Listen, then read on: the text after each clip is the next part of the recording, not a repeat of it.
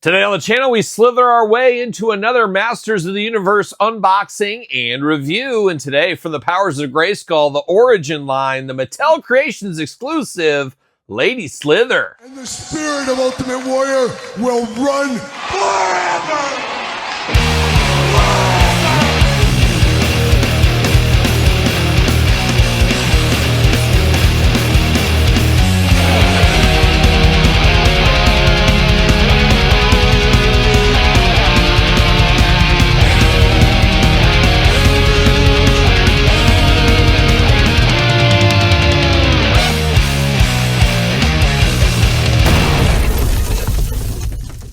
Welcome everyone, Kyle here, and welcome back to the channel for another He-Man and the Masters of the Universe unboxing and review. And today on the channel, we got the crowdfund Mattel Creations Snake Layer exclusive figure in Lady Slither. But for all your Lady Slither needs, I guess eBay at this point, but for everything else Masters Universe related, hit up jaystoysandgames.com. Use discount code Kyle, save yourself 15% on all in-stock items. Got to get a deal out there, and this a bit of a surprise. I got to be honest here, this snake layer, the long story of the snake layer, where we saw it was at 2024 for the first time, and then it got scrapped, and then it came back. Then we saw it 2025, and the pre-order went up, and we had to get 6,000 backers. This was a part of the 6,000 backers, obviously, but I was a little bit shocked when this just showed up in the mailbox one day. I'm like, wait a minute, where's the snake layer? And I don't think the snake layer is shipping for a few more months. So very interesting, they shipped these out ahead of time. I'm not opposed to it, but it's been a weird, choppy crowdfund. I'm so used to the ones from Hasbro that it's basically a year like clockwork. People start shipping out over a month or so. This one's been all over the place, and I almost forget I even ordered the snake layer at this point. I think a lot of us are buying it because we're completionists. We're into the idea of the snake layer. It's just been extremely choppy, hard to follow, hard to remember, in all honesty. But we'll see. We should have the snake layer later this year, and we'll unbox it on the channel. And I guess we're going to start with Lady Slither first. Now, this one makes me a little upset. We'll compare it to the former version later on in this video. But that is a 2-in-1 figure where I could easily buy two figures to display both versions. I believe this is a 2-in-1, but not going to be so easy to get two of these in our collection because of the crowdfund campaign and how hard these are to get and the expense and all that rigmarole. So we'll dive into it. We'll do it like we usually do it. And of course, that leads to this unboxing that we're going to do like we usually do. We're going to take a look at the packaging. We're going to talk about it. We're going to unbox it. We're going to talk about it. We're going to see where it goes from there. I will say I'm an out-of-box collector, but things like this I do save the packaging for because of the price point and the limited nature and all that kind of stuff. So I have to admit I was very disappointed in the shipping practices from Mattel on this one. This being a crowdfund, this being a more expensive figure, it should have been protected a little bit more than a normal figure. This didn't come from Walmart. This didn't come from Target, where maybe they don't understand. Mattel Creations should have took the extra step to protect these figures because it just came in that shipper box. It's about the size of this. And unfortunately for me, mine is totally ripped and bent right here. Once again, I'm going to unbox this anyways, but I would have liked to kept the packaging very nice, put it back in the mailer, and certain figures I do save the packaging for, like this one. Honestly, not worth saving at this point. Huge rip through there and stuff. So a little disappointing if you ask me. Your mileage may vary, as we always say as well. Powers of Grayskull right here looking good. Lady Slither, resurrected evil viper. Like a young Randy Orton, Todd McFarlane. Looking interesting here. On the side, got her going on over there. There she is sitting on her throne. She's ready for the snake layer, of course. And on the back, look at that. Looking extra scary, extra evil there. Powers of Grayskull once again. Well, let's get her out of the package. How about? Let's see what all the fuss is about. I don't know. There we go. Is that it? That is it. Nothing else in the package there. So it is what it is. See you later, shuffle. Goodbye. I'm not going to save the packaging on this one. I don't think it's worth it because it's so beat up. But we do get the little box here. What's in Lady Slither's box? It's got a dead smell to it, too. Her box extra smelly. That's what it is. Extra smelly box over here, Todd McFarlane. But we're going to dive in. We're going to see what we're going to be slithering around with. See you later. Goodbye. Got a little baggie. Little baggie, Todd. What could be in the baggie? Oh, a lot of fun in this baggie, let me tell you. Got a couple of weapons. See you later. Goodbye. Right off the screen, Deadeye right there. And I guess we'll dive into these first right here. We get the old tail. We've seen this before, but now we're seeing it again here. It's bone-like. It almost reminds you of battle bones in some ways. But you got a little spine going on through there. Got that bone white kind of color. Got the little skirt over the top, which is nice. They're in red and the gold. Looking good. Once again, a 2-in-1 figure. So it'd be nice to have 2 of these to display both looks. Not going to be in the cards. Not sure which one I'll be leaning to either. We'll see. But I do like that. All in gold in the accessories here. Got a little snake dagger here. Looks like she's going to do some kind of ritualistic sacrifice or something with this.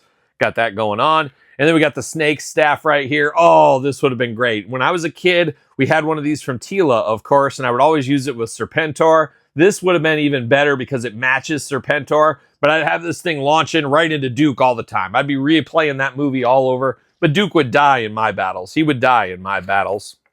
But here we are. We do got Lady Slither, and first cardinal rule of action figures, you don't put tape on the cape. We got tape on the cape alert here, Todd McFarlane. Not just for McFarlane Toys anymore. Apparently, Mattel's getting in on the action. You know I don't like that tape on the cape. Always takes off fibers, always takes off some stuff. Not a fan of that. Not a fan at all. Not at all. There she is in the plastic prison. But we're going to free her from the said plastic prison right here. Let's see what we got going on. There's 1, there's 2, 3. All right, Twist Tie City on Lady Slither. They want to protect her. They didn't want to protect her outer box very much, but they want to protect the action figure, I guess.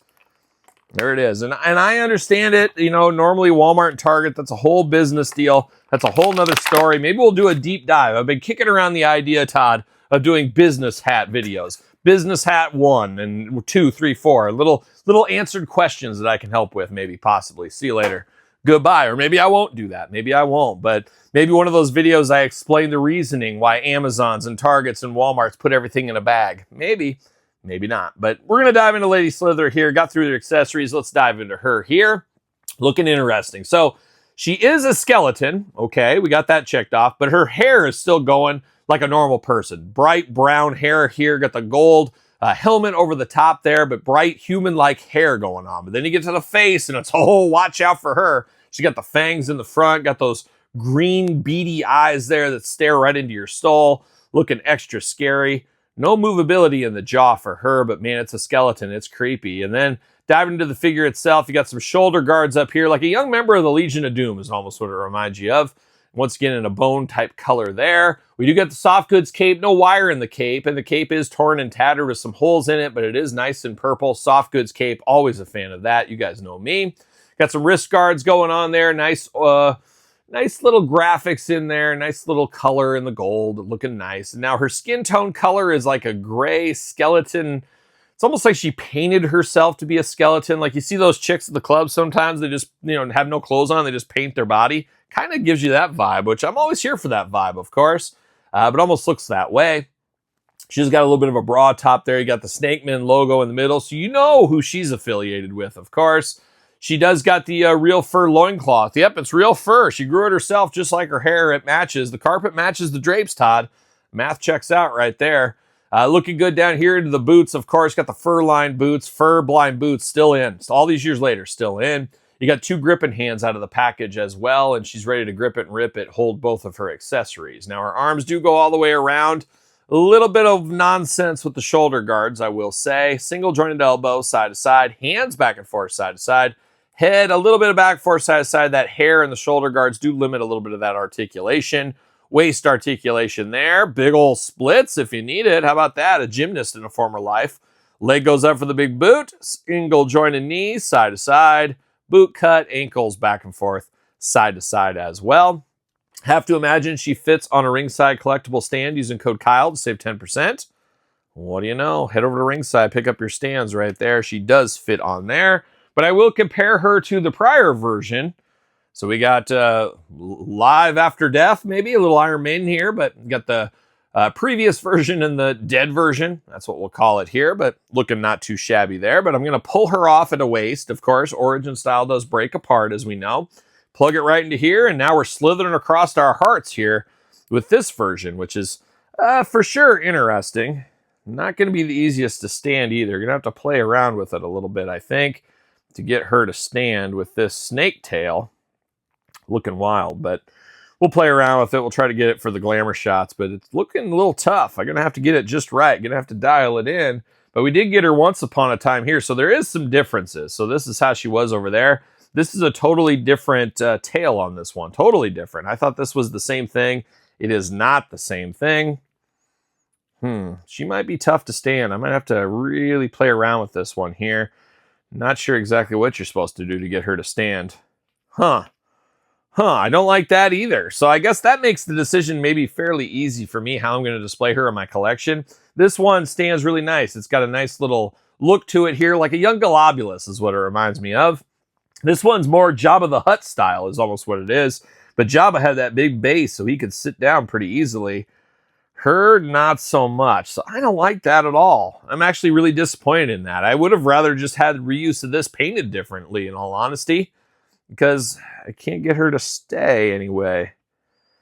Well, that is a little bit of a bummer, if you ask me there. So a bit of a bummer all around on this one. It's a little strange. We got it shipped early. Is what it is. Not the end of the world. I don't care. At least I got it. I'm good with that. Unfortunately, damaged packaging, beat up packaging. Your mileage may vary.